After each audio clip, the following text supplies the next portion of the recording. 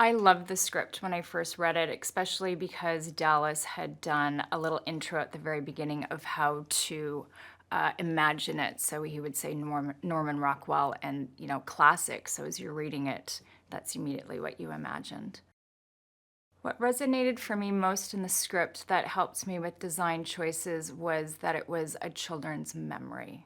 So nothing had to make sense. The colors didn't have to make sense. Styles didn't have to make sense because children have wild imaginations. We just tried to choose classic styles, which are obviously to each's interpretation. So what's classic for you may not be classic for me. So that's the overall look. So the color palette on the Best Christmas Pageant Ever is quite fascinating, and Jean, the production designer, is the one that came up with it.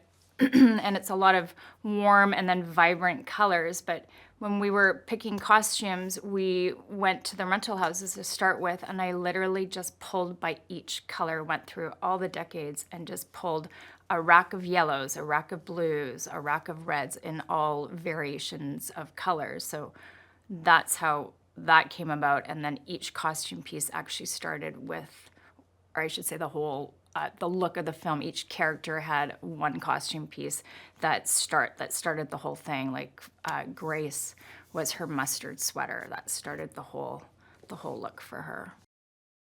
Working with Dallas has been an absolute pleasure. He's funny, he's articulate, and he's very respectful. And he lets you do your job and he trusts you. And then he's so great with the kids, they adore him.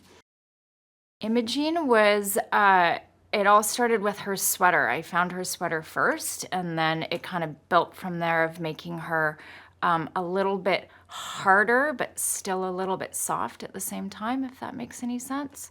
I think it really shows when you see the film.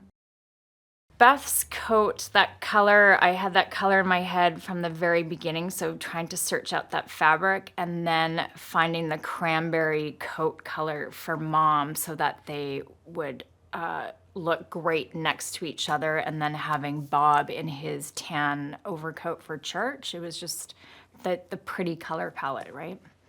But it's, yeah, her coat was the beginning of her whole character.